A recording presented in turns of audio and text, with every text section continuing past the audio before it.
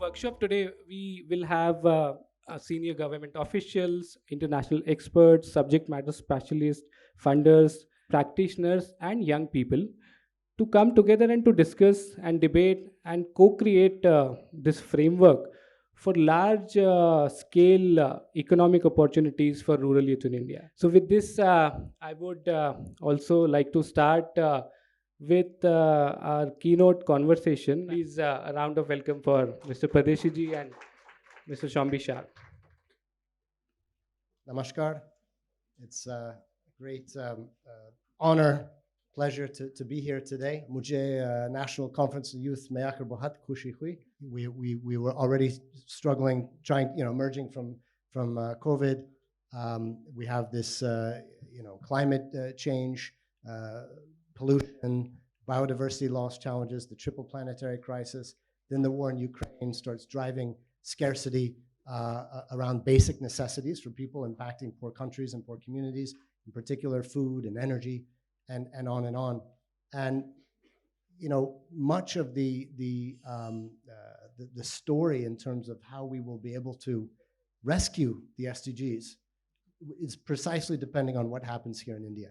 And in fact, we estimate for some of the Sustainable Development Goals, the global targets of upwards of 50% of those global targets will need to be met here in India. So India's success literally is the world's success. And I always like to think of that old slogan when I was growing up: think globally, act locally, right? But in India, and especially the area that you're all working in, you think globally, you act locally, and you are acting globally at the same time, given the scale. This has to do with the fact that India has the world's greatest youth generation. If we look at, globally speaking, the talent, the pool of talent and skills available to the world for the next 20, 30, and on years, how do we translate those 1 million new labor force, young people entering the labor force, wishing to enter the labor force, to provide them with the skills and jobs so that they can contribute and they can create this incredible demographic dividend, which is a sort of a once in a, I was trying to think, what is it, once in a lifetime? No, I don't think so. I think it's a once in an existence, practically, in modern nation state sort of definitions, opportunity. But we have to unpack that, and of course that's about skilling, it's about job creation. There's another really, really important part of that, which is actually even more important in a way than youth per se, unlocking the potential of India's women and girls, gender equality. Because that, I mean, straight up numbers, and in terms of capacities underutilized, that's even greater. So the twinning of these two issues, I think, and I'm optimistic that we're heading in the right direction. India's heading very much in the right direction. It's also about India's ability to drive the right kind of growth and policies and mindsets globally. And so India at the same time is increasing in terms of the geopolitical voice, and the countries of the world are listening to what India is both saying and what India is doing. And India is bringing real experience in terms of development at huge scale. And that's exactly what we're talking about now, lifting hundreds of millions of people out of poverty in recent decades. And the challenge remains how to continue this and how to even increase this progress that has already been achieved. Thank you. One of the greatest mysteries of India's development as an economist is how come India is growing consistently at a rate of 7%, one of the highest growth, without creating any jobs. Jobless growth is something which is quite unique to India. Why is it unique to India is the mystery. So our factor endowments of India are labor intensive, capital scarce. So all our industry, all our services should be more labor intensive because it's the less costly, I don't say cheap, but that is not transferred into our growth engines. The growth engine is manufacturing and modern services. Jobs are the only way which create inclusive growth. Entrepreneurship, sorry, but Tata takes 3 generations to create an enterprise. No country has broken the poverty barrier simply by creating everybody as an entrepreneur. Wage employment is the best and only way in which most countries have made poor people better off. So the simple solution is very simple. It's counterintuition. Every law that India created in last 60 years, supposedly for the protection of workers, every law has worked against creating fresh employment. It only increased the cost of formal job creation. So these laws are changing now. This government has done them. We did it in Maharashtra. We changed the Factory Act. Also, the government has decriminalized things like spittoon. It's an absolute tragedy that a person who is chemical engineering may go to a chemical factory, let's say Sipla or wherever, and he will be trained for 2 more years in pharmaceutical engineering before he can start a job. What's the use of having a 5-year course in chemical engineering? A country which adds 8 or 10 million people doesn't add more than 1 lakh people under apprentices every year. So we understood the reason. In Maharashtra, what we did is, first we decriminalized. Because under Apprenticeship Act, every minor deviation is a criminal. The big problem with any change is people who are to benefit from the change don't exist today as stakeholders. People who stand to lose from the change exist as stakeholders. So that's the task of the youth, to be able to look ahead and look at counterintuitive changes. And most important is the judiciary. In India, we need to work with the judiciary so that populist perceptions of what is good for workers doesn't determine a thoughtful perception of what is really good for employment. Thank you. So, what you think India can learn, and probably what are the solutions in which we can also address this challenge of youth unemployment? Two mysteries. One is the jobless growth question. The other is the women's low labor force participation rate, general labor force participation rate, and especially in terms of manufacturing, light manufacturing, things like that.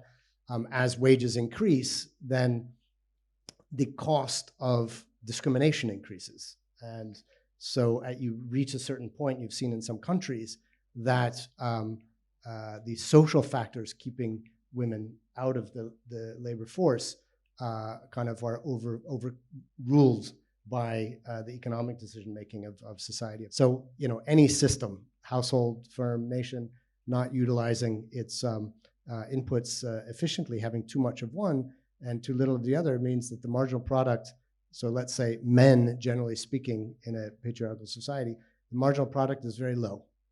The added value, what's special about you as a man in a board of a company, if you're surrounded by men, is relatively quite low. And for a woman, it's relatively quite high. The good news is for men and boys, your marginal, as you reach towards gender equality parity, your marginal product actually increases. So you actually become more interesting and more special in a gender equal environment. It's not even about money.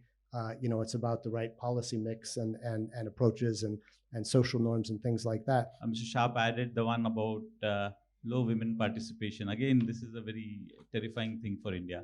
I know we see women everywhere. We see women in ICS. We see women prime ministers. Doesn't explain the numbers though. Like women participation has got a lot more to do with the average age of marriage and the average number of children that she will have and the spacing between children, all of which need to be put back as her decision and not a decision of the family or anybody else in the family. Then you get a very high rate of participation. This is exactly what happened in Europe, and that's how people are more equal there. The idea is that we work together as government and partners to chart the way forward for economic opportunities for the rural youth at scale. We take stock of challenges, opportunities, and promising approaches, and I think we got a lot on challenges today. The third objective is to come out with recommendations for strategies, policies, and a convergent implementation framework. So the way we have designed the workshop is that all of us are stakeholders here, and we really get specific and see what are the things that we need to do. And it could be at the level of ideation in some areas, or looking for solutions, or even analytical, almost questioning our analytical frames as they exist now. And the fourth one is to co-create pathways for all stakeholders to work in a complementary way so that there's a multiplier impact. We want to work together, so we put forth 5 ideas.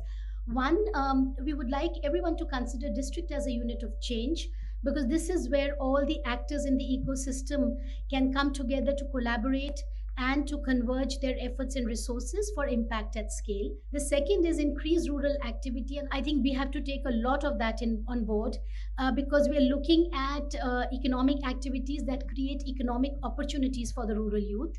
And also not just for jobs, but also to look at some ideas where they can set up their own businesses, but within the larger frame that we were talking about. The third idea is to look at a range of solutions, a suite of solutions as we call them, for creating jobs, for unleashing entrepreneurship, including in emerging sectors, and where we look at particularly women's participation, as we discussed earlier today, and the future of work, which we will take up in detail in the next session. The most important is the fourth point, which is the youth voice, and I think we need to prioritize that. We all in this room understand that and are committed to that, to prioritize the youth voice so that their aspirations, their identity, and their agency is advanced as we move forward. And the last idea is about national convergence of youth programming to include employability in a manner that it builds organically from what emerges from the many districts that we could work together, so that it is more practical, more embedded in what is possible and what is required. I'll stop here and request Alice to take us further. Hello, everyone. This issue is not just a challenge in India, it's a challenge in many ways around the world in terms of labor force participation of youth and the youth bulge that's coming from around the world. And so I really like the counterintuitive conversation. When we're thinking about scale, why do we then go to a place-based approach? And so many of these issues at the national level in a siloed approach have failed. And so the shift here is to think about certain things need to be done at the national level, as has been discussed, certain things at the state level, and to make those connections, but to shift our scale conversation for you all to consider, what does this mean for a place-based approach? How do we have convergence of all partners, programs, interventions, youth voice, tracking of outcomes rather than, I'll add another, which is tracking of outputs. How many people have we skilled? How many people have gone through engineering programs? And how many have actually gotten jobs? And so how do we think about the district, if you will, as a unit of change, recognizing that there's going to be changes that have to happen at the state level and connections to what has to happen at the state level, as well as at the national level. In our experience across most of the states here, for example, in MP recently, there's been a lot of unused capital schemes, opportunities that have not been connected for youth employment. And so how do we really think about this place-based intervention and bringing all of us in this room, all of the things that are happening across the country and across the states to the district to really saturate these opportunities for young people? How do we shift a lot of the economic activity in a much more distributed way? And so there has been already successful interventions with all the partners that you see here today, all thinking about how to do this in a place-based approach. And so starting it at several districts, expanding it significantly over the coming years. But I think, as Alice pointed out, for us, it's most important to actually understand, while thinking about future of work, is what are the young people wanting? Where are their voices? Where are their aspirations? And there's sort of a dual transition that we're seeing in the local economies where the young people are part of this transition.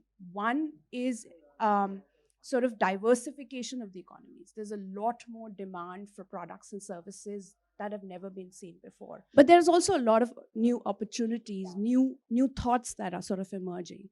I think inclusion, how to build inclusive pathways, is going to be very important. Are women going to continue to being at the receiving end of solutions, or are they going to actually define what future of work looks for them? With technology, is there an opportunity to actually create this kind of transition or this fluidity between farm and non-farm, which young people can actually harness. So I think it's more and more important that we continue to listen to young people's voices and their aspirations. It's extremely important that we look at their demands, and based on the demands, we're able to, not in a supply manner, but actually on a demand manner, so that they can demand the skills. They understand the skills and they can demand the skills. There's very little access to information for young people. Actually, only 4% of the population of India actually has access to schemes. And the third I want to draw attention to is that I think the kind of nature of work that's changing with new opportunities that are emerging, gig, for example, there is that fluidity between informal and formal. Maybe the future of work is actually informal. So is there an opportunity for informal workers or informal entrepreneurs to use some of the platforms that we established and create, so that we create an infrastructure that enables them to become register or formal? So I think it's extremely important that we sort of look at the opportunities more at a decentralized level as we move forward. There's a dual role that we can play. One, as a catalyst, so that youth voices are able to be amplified as well as connect with each other and are able to actually decide the future of work themselves, as well as a strategic role where we're actually able to come together and break the walls down that exist between each other, the private sector, civil society, the government, and build an ecosystem which is organic and emergent so that young people can sort of thrive. And we always love having the youth voices back in the rooms. To continue the conversation, let's start with the youth themselves. So मेरा पहला सवाल shimmer और अजय आपसे ही है. आप लोग तो actually leaders हो अपनी कम्युनिटीज़ में, जो आप यंग लोगों को लेके आ रहे हो और उनको आगे बढ़ा रहे हो. आपको क्या लगता है कि मतलब क्या चैलेंजेस है जो यंग पीपल आजकल सोचते हैं, या फिर क्या अपॉर्चुनिटीज़ भी हैं उनके लिए? तो उसके बारे में अगर आप थोड़ा सा हमारे साथ शेयर करें. आप दोनों, कोई भी शुरू कर सकता है. मैं पलामू डिस्ट्रिक्ट से बिलोंग करता हूँ. जो रूरल यूथ्स हैं अभी, वो फर्स्ट लर्नर हैं, जिनके साथ जो अभी वो सीखना चालू कर रहे हैं. वो स्कूल्स में पहली बार गए हैं, कॉलेज में पहली बार जा रहे हैं.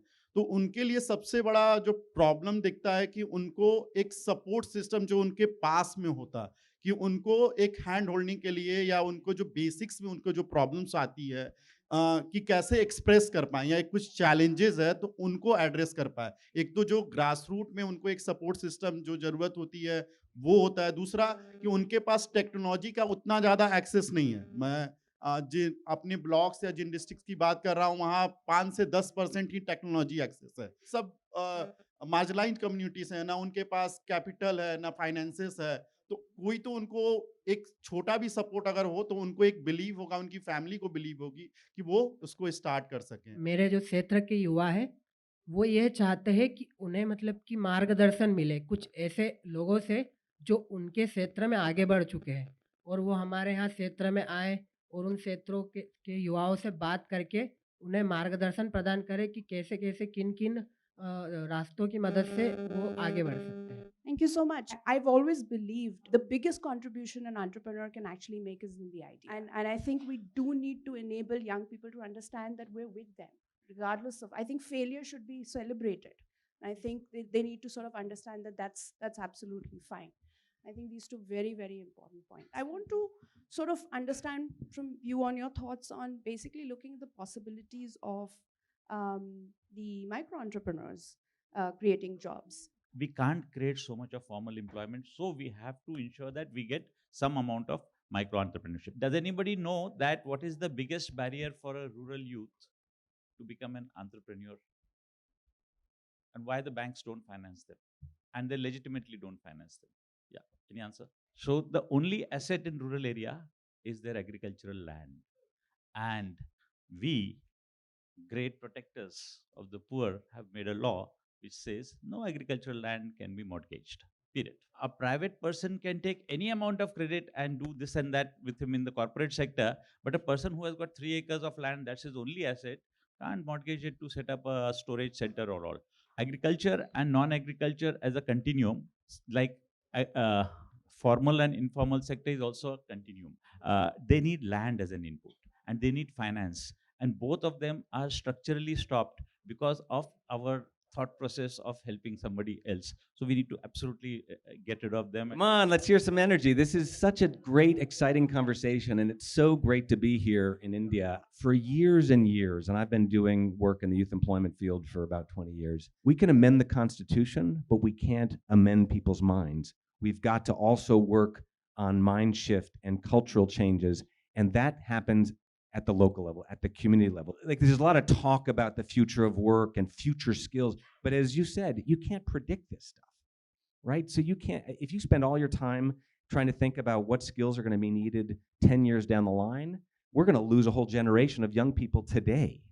So, I do want us to continue to force ourselves to think about how automation and machine learning and AI may be taking away jobs, but let's focus on the jobs that we can create today in sectors that are labor intensive, in the home healthcare economy, which is a huge growth area in India and potentially for labor outside of India.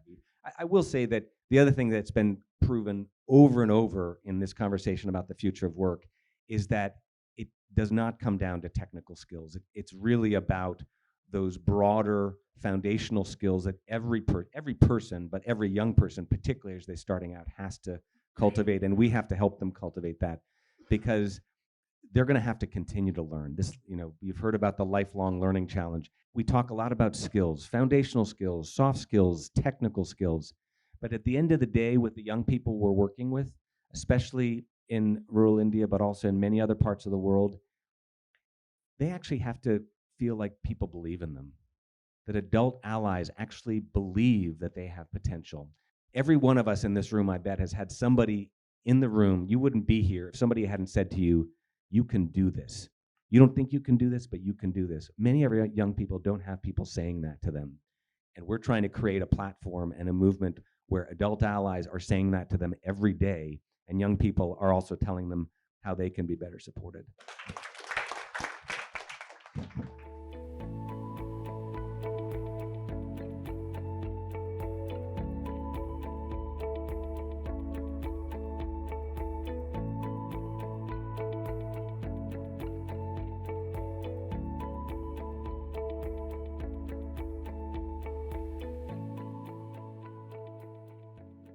So there are some cross-cutting themes that are emerging that are important at the India level, but also at the global level. What is working for young people that we're starting to see is that if we are mapping hyperlocal opportunities that are created, we've built a book out that has about 85 opportunities for young people, curated down from over 200 opportunities, and they can see all of them in one place. So that's really working because they can really think about what they want to do, what is the capital that's required, what is the income that will generate, how many people they can employ, etc. It's great that there are many, many interventions, but how do we really increase economic activity at the district level so young people don't have to go out? I will stop here to hand over to my discussants. Sunita, आपसे start कर सकते हैं. Good afternoon everyone. मेरा नाम सुनीता कुमारी है और मैं Ramgarh district से हूँ.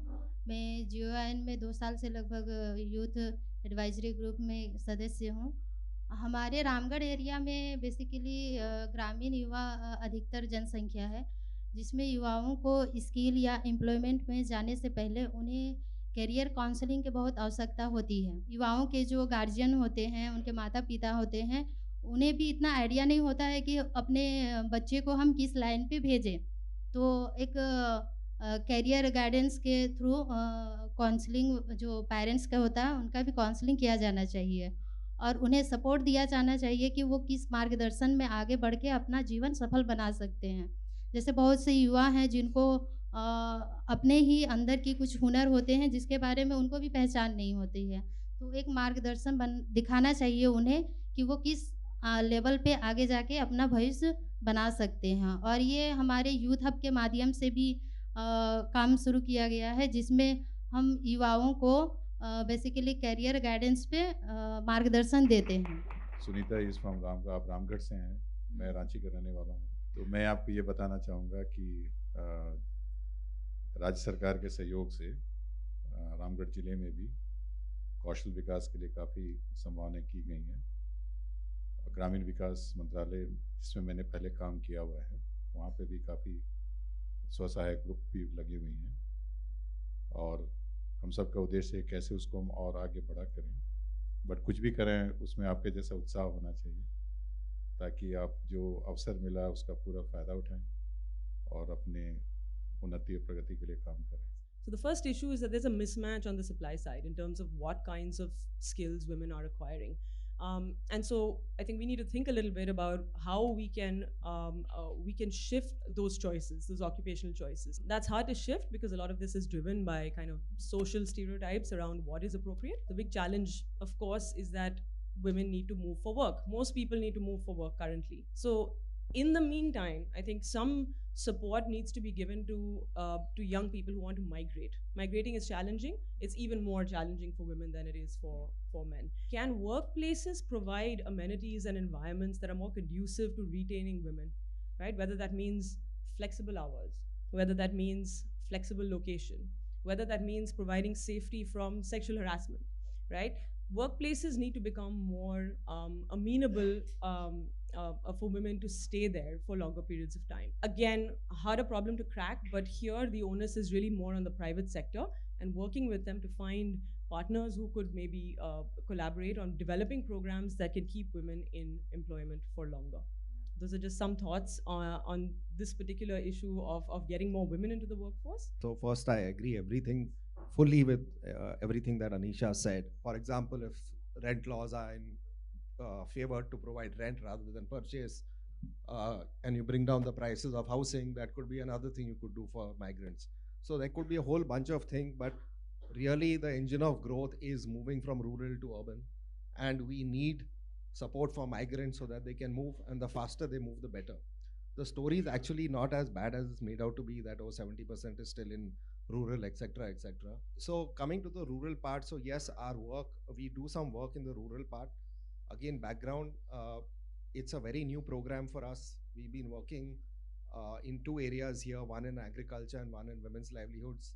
The agriculture program is slightly older, but the women's livelihoods programs is barely 3-4 years old. So we worked with the government. They were able to, women were able to get a few centers up and running, slightly more. Now there is, I think by the end of this year, the government will have scaled up across all 200 blocks. So we care a lot about women smallholder farmers. So we're looking at machinery to reduce drudgery of smallholder farmer women, in addition to, of course, increasing income. Because if you're not increasing income or reducing costs, I mean, whether reduce the drudgery or not is not going to matter.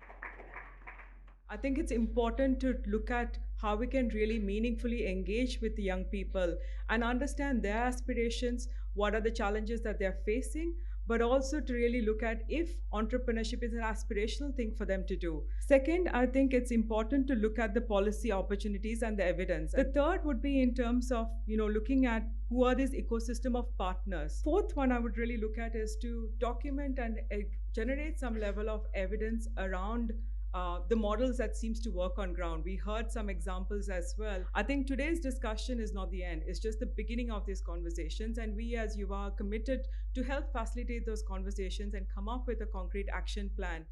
The first step in that direction is the youth centrality poll. As we say, youth centrality is making sure that young people are at the center of the decision making. I see a few young people.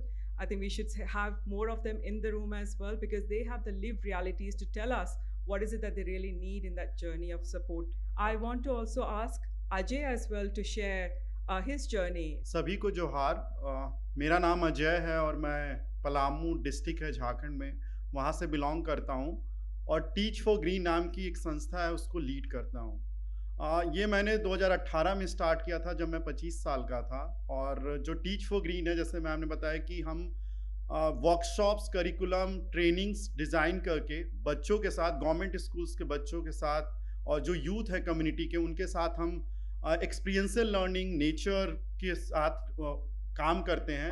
ये entrepreneurship की journey मेरे लिए आसान नहीं थी, क्योंकि coming from a small place, financial backup नहीं था, लोअर मिडिल क्लास फैमिली से आने के बाद युवाओं के पास आइडियाज़ हैं, मगर उनको किस तरह से रजिस्टर करना है या जो लीगल फ्रेमवर्क होता है उसमें कैसे वो कर पाएँ।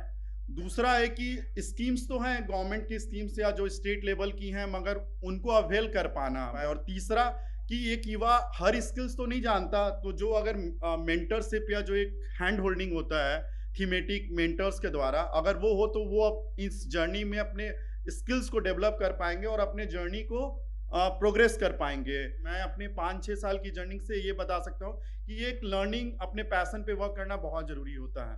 तो ये मेरी शेयरिंग थी। Thank you. If we look at how people are perceiving entrepreneurship, most of the people are now perceiving entrepreneurship as a unique business. So we have had traditional businesses. There's a lot which is happening in social media or TV serials like Shark Tank and all that. So there's a lot of popularity also built around through these concepts. So overall, the news is great. The idea is for all of you to deliberate together and come up with some ideas on how to solve for youth entrepreneurship. We will have one moderator on each table to guide you during the discussion. So yeah.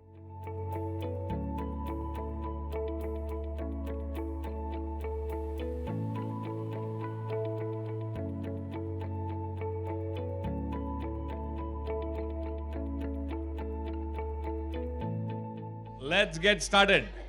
One big idea, 90 seconds. I have a timer. Okay, so who wants to go first?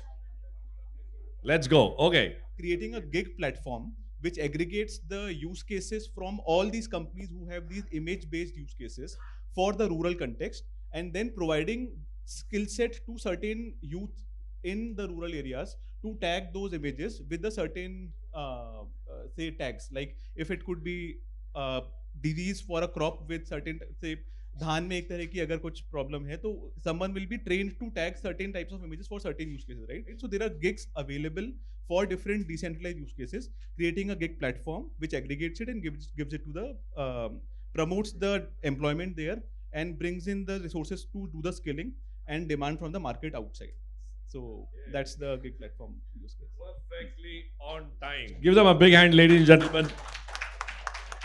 Rural gig economy platform to create gigs for earnings by local entrepreneurs. Okay, who wants to go next? The two big ideas that we came up with, which I hope I'm skillfully summarizing, is agency and excitement. So how can we at a very early age for young people, and in fact when young people are children, think about children's agency and build excitement for new things and entrepreneurship, which can then lead to the mindset that becomes entrepreneurship as adults, right? So that was our big idea. Okay. Thank you. Give them a big hand. So you need to take entrepreneurship really early into schools and replicate this in every other school across the country. Thank you, Richa. Thank you, team. Who goes next? Okay. So this is Rural 2, and that's the name of our idea, Roti, one-stop center for ideas to enterprise setup. Okay. मैं कपड़े सीलती हूँ, क्या मैं चौक में बैठ के समोसे तलती हूँ और चाय बनाती हूँ, या मैं शायद खेती बाड़ी करती हूँ? मुझे एंटरप्रेन्योरशिप का मतलब भी नहीं पता. क्या कोई ऐसी जगह क्रिएट हो सकती है जहाँ पे सारे आइडियाज, सारी एंटरप्रेन्योरशिप से जुड़ी सारी बातें, उनको पूरा का पूरा एक्सेस सब वहाँ मिल सके? क्या एक जगह है जहाँ मैं बैठ के कुछ घंटे अपना किसी का मोबाइल चला लूँ, टैब एक्सेस कर लूँ, कंप्यूटर देख लूँ और अपने एंटरप्रेन्योरल आइडिया पे काम कर लूँ? यही करेगा हमारा रोटी. Investment would be local. The idea is over a period of time people start appreciating the fact कि local economy में जितने भी तरह के enterprises हैं, how important each one of them are, ताकि किसान का बेटा aspires to be a किसान और चाय वाले अंकल का बेटा aspires to kind of grow his business. So that's the complete idea of this. If I missed anything, you can add. Give a big hand to Roti. Thank you. We had the smallest group, so clap for that. Yeah. So we can aggregate lots of solutions which all of you have been working on at your doorsteps, in your villages, in your districts, in your talukas, and bring them under one umbrella so that it becomes a go-to marketplace for everything that you're doing. And honestly, our idea would be to bring these solutions at 1/10 of the cost, and I think that's enough for the check, right? So I think a large part is that bringing productivity, bringing solutions on plate to everyone virtually who can afford or who cannot afford finances as well. So that's the whole idea. Thank you, Amit, and the green team. Small but powerful. Okay. My team is Rural One, and our main theme is collaboration on digital and physical platforms. So we are advocating the idea of not having competition, but having collaboration. So it will also be great to create a platform where we are having the awareness of government policies as well as scheme, so that in this way, when we are having the collaboration of all the think tanks and policy think tanks coming together for the rural entrepreneurship, it would be a great pool where the entrepreneurs, youth entrepreneurs could look forward to. So I think collaboration is the key when we're talking about rural entrepreneurship. Thank you. Wonderful. Okay. You talked about stitching the cloth and creating a beautiful house. So we got roti, kapada or makan all addressed by the rural gang. But thank you so much. Okay, the last. The simplified version is that the government really has to create a Man Ki Baat, like a Ghar Ghar startup, which really provides information to all the women, etc., sitting, in their households to create something. From a how really this policy thing has to work is that the government has to really empower every banking branch where people can go essentially to the branch, and we are not talking about VC led funded startup kind of a story. We are looking at small startups stories, and I was telling the group, small startups never really go bankrupt. It's a restaurant which goes bankrupt, a hawker never goes bankrupt. So essentially, how do you really enable a Ghar Ghar startup story? Anything somebody Lovely. wants to add? Super. Ghar Ghar entrepreneur. We got roti, kapda, makan. I think we've got the whole spectrum covered. Thank you so much. No, I think this was, just to get the gray cells sticking. A lot of interesting concepts and ideas. Thank you so much. Thank you. Since the morning, we have been discussing around the demographic dividend bulge. We are also at the 75th year of independence, and we are talking about now India at 2047. At the same time, today we are expecting that in the couple of years, 2 years down the line, we should be at a 5 trillion economy. That's also what, being estimated and forecasted. India is a huge country, and each geography has its own advantage.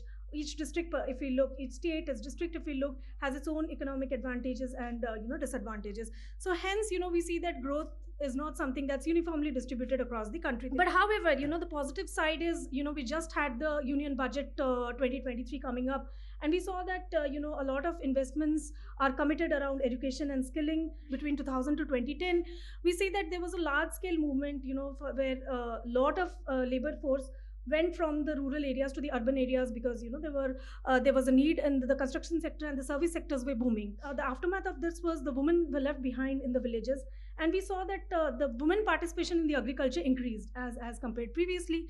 Then when we look at the last decade from 2010 to 2020, for the first time in the modern history, we saw that the percentage of workforce participating in the agricultural sector dipped below 50%. So that's like a milestone in the modern history that we are talking about. And then we also saw that a lot of agri-tech up startups and revolution had happened where a lot of investments came to startups, particularly focusing on the agriculture sector. Despite the fact that we are at the early of in between 2020 and 2030, we are quite early and too early to say. But the early shoots that we see today is that in rural, we see that both apart from the farm, the non-farm economy is also growing. There are examples of mass flourishing in certain areas, and we also see that because a lot of the youth today are the first learners. We see that the Gen Z and millennial entrepreneurs, there's a large bet on them that they can revitalize the rural economies. And there are some learnings from the last 3 years engagement, and Alice will take us around the model. So the 4 key components I'd like to stress here is, number one, what does multi-stakeholder and what does convergence mean at the district level? What is systemic shifts and a focus on outcomes? We talked about it earlier today, but so many of the programs today are focused on skilling and training and not placement, retention, and even more difficult increase in income, assets, savings, agency building. So how do we really shift the dialogue there? And how do we think about young people's intervention as a journey over time that might take several years? And so we seem to think of young people as so homogenous and just stuck in one intervention, whereas over the course of their lives, they're going to need many different things. I'm on my 4th career, so why should young people be any different? So one is around, what does collaboration mean? It really is at the district level very possible to have genuine collaboration between youth, between government. It's really focused on a scaled joint vision across all of these collaborative players. Moving on to the discussants, I'll begin with Swati. I am a young entrepreneur, first generation entrepreneur, in fact, from my government job oriented family, much to the dismay of my family. I'm one of the few people who managed to acquire a lot of experiences and didn't really have to struggle for it.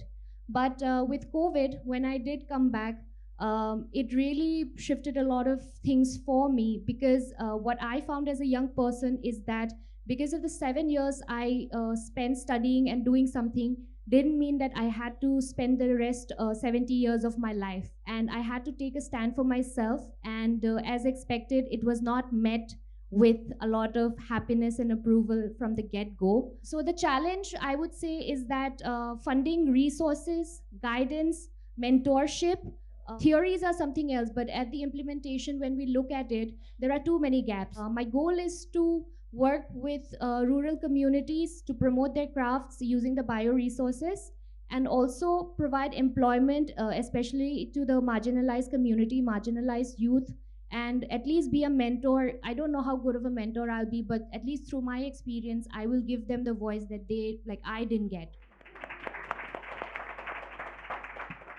We would like to take in all these feedbacks, because again, RD, both the programs, DDUGKY and RCT, are in a state of flux, in the sense that both of them are now getting upgraded into the 2.0 version. And now we are doing away with all the redundant and the unrequired sort of provisions in the programs, and trying to make it more simplistic, more user friendly, and so that youth can actually meet their aspirations better. Sorry, just very quick response, if I may, sir, which is to say, what we have found is that youth are not aware of these programs. They're not reaching the number of programs that we'd like to reach them. So that's where I think a lot of the gaps that we're seeing. What we have seen, however, is there are a lot of skilling providers that are not government, that are actually only skilling providers. And a lot of young people end up using them, and then there's nothing. They aspire for a government job, less than 1% get a government job, and then many others go outside of their districts and then return a few months later. And so we just wanted to differentiate that, because this morning we were sharing about some of the programs that we're partnering with in terms of the convergence at the district levels. Now, if you're hitting about the PIAs, that is the private players who actually train them, there are some dubious ones actually. The state government has been taking action against them, but there are some very good ones also, in fact. And it's actually a fact that the kids, they go out for placements, especially outside the states. They stay for a good 3 months or so, and then they come back. There are thousands of instances.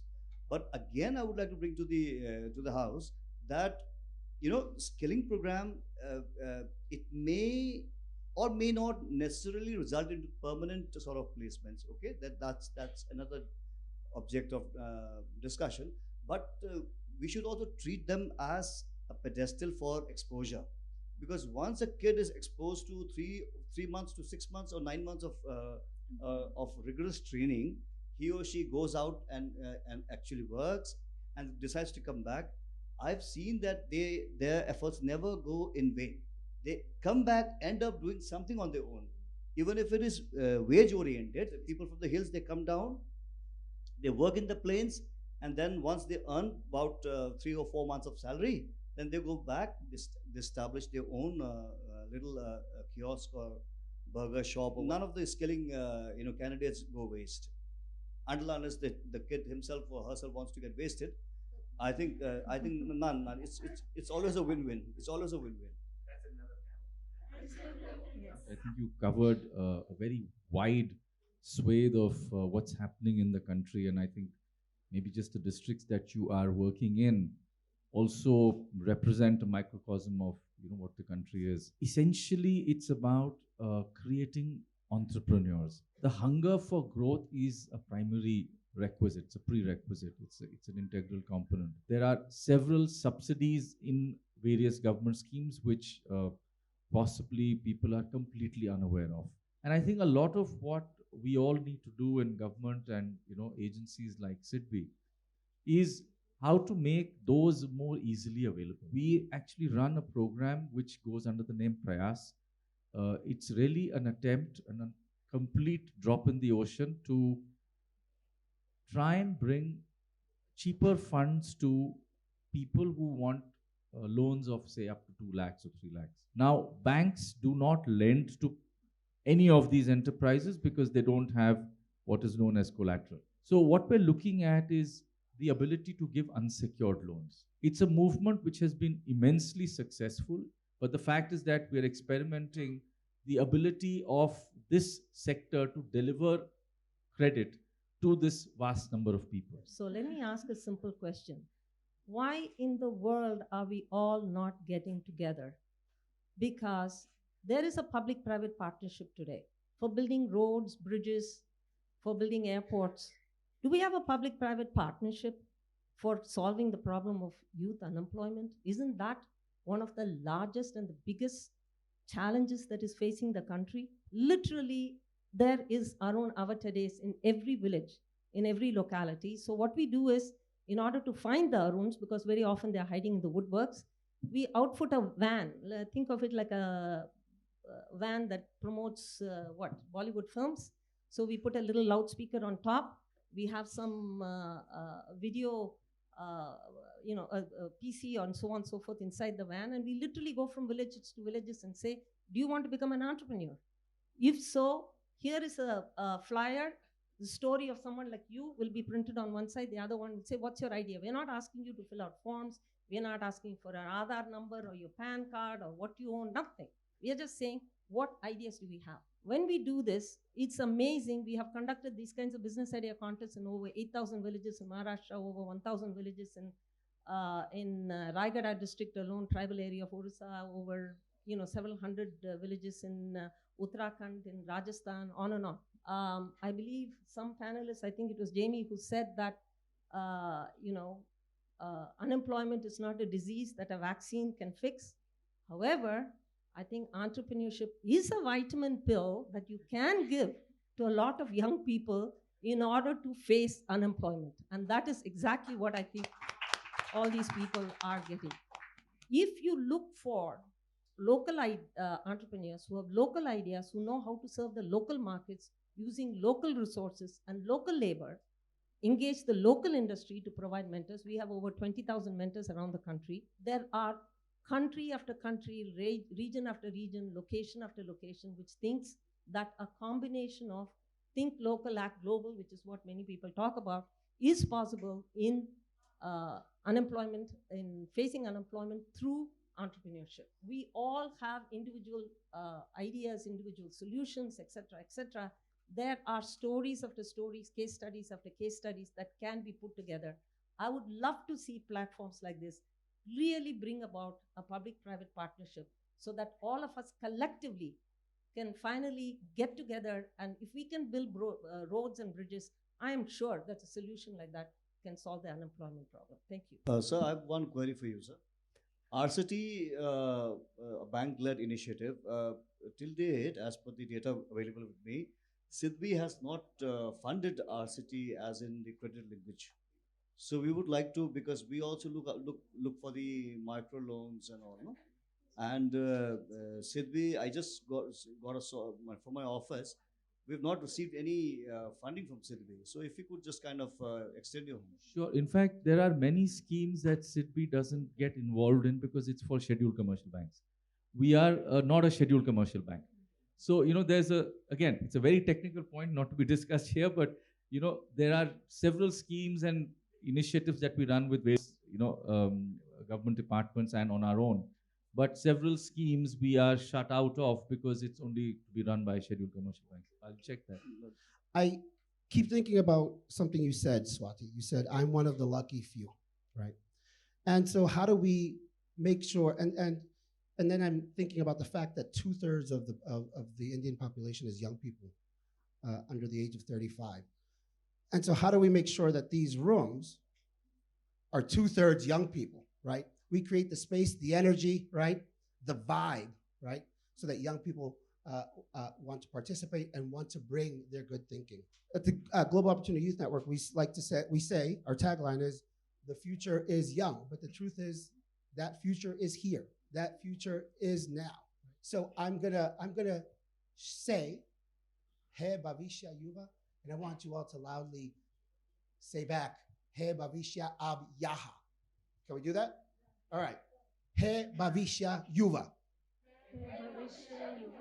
Come on, remember, Jamie likes energy. I mean, Hai Bhavishya Yuva. That's not enough. Hai Bhavishya Yuva. Young people, let's show them. Hai Bhavishya Yuva. No offense to the adults in the room, really honored to be in the presence of people like Swati, like Shivam, like Shika, like Sunita, right? Because they give me hope, and hopefully they give you all hope. A friend of mine beautifully said that any learning is a process of ha, aha, and haha. He says, ah is when something triggers you in your mind and say, oh, this is interesting. Aha is when an idea comes out as a part of that. And haha is when you have fun in the learning process. Right? So did you have what today is? Are there any ah and aha moments that came out? What is the learning that you took away personally?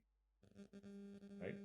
And third, the whole angle of getting all of us together, I know spent like, whatever, 75 odd man days from the morning, which is a lot of man days, right? If we do not leverage these man days spent with at least one collaboration coming out for each of us, then it's a day wasted. So I'm sure you would have met a lot of people.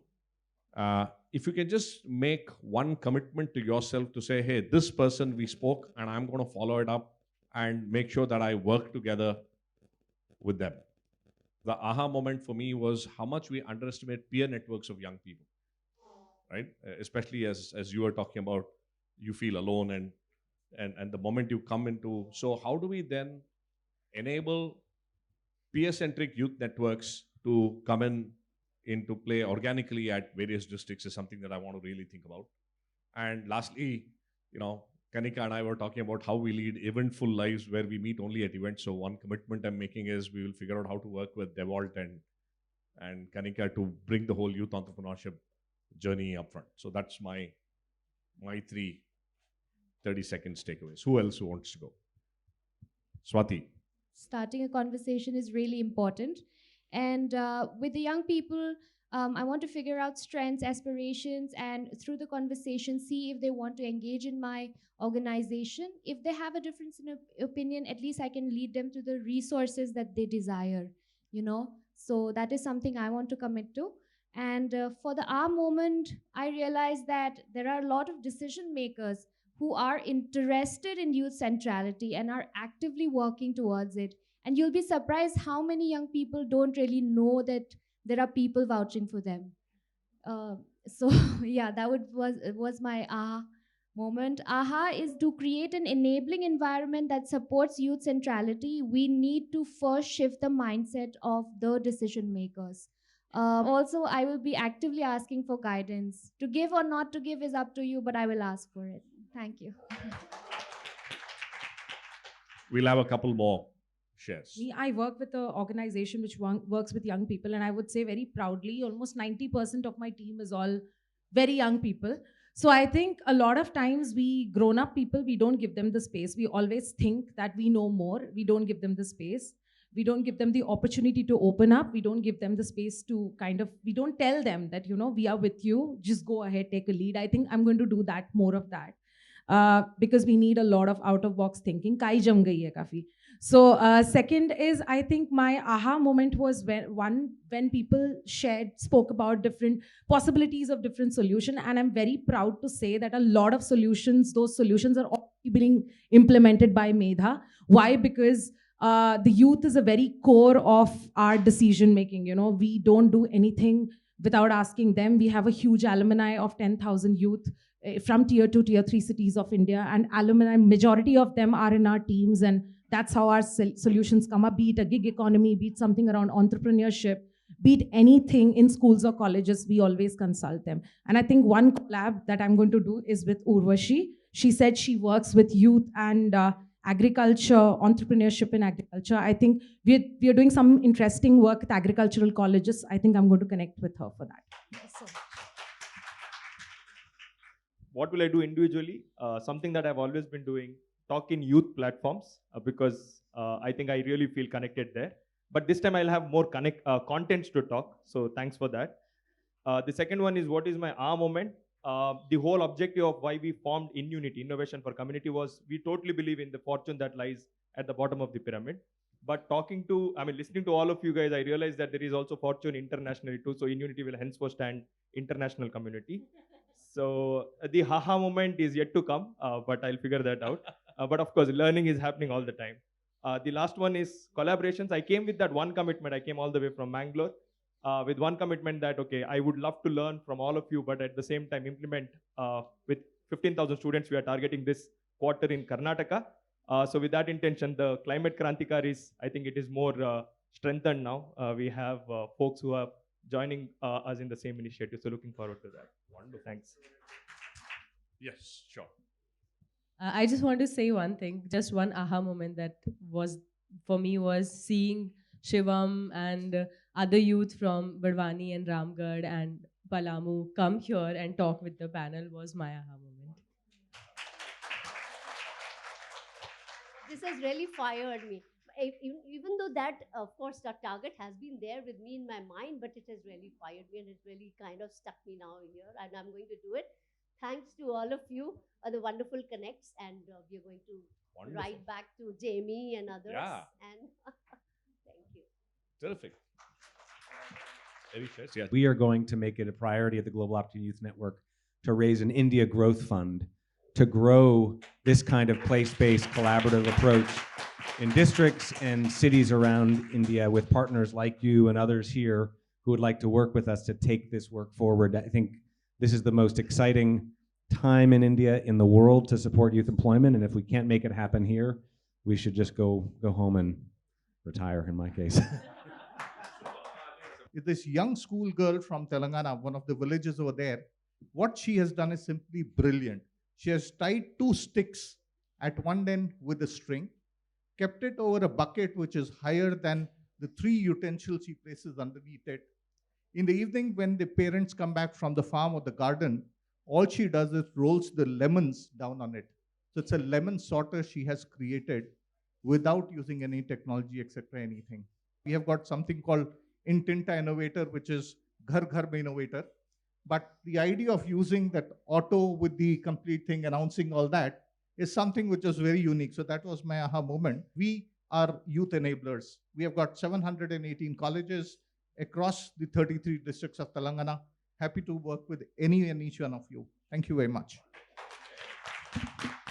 Let's put it together and let's hold each of us accountable to make this happen. So next year when we come, we can stand up and say, hey, we committed this and we made this happen. I think that's the progress we wish to see. So a huge round of applause to each one of you for participating with your heart, mind, and soul. And let's all make whatever dreams we have come true. All the best. The collaborative team that has actually put all of this together, thank you very much, and happy to be taking the learnings and deliberations for this workshop. One of the things that's been incredible is how much innovation is happening in this room, but even more importantly, how much impact is happening. I'm just going back with so much wealth of knowledge right now.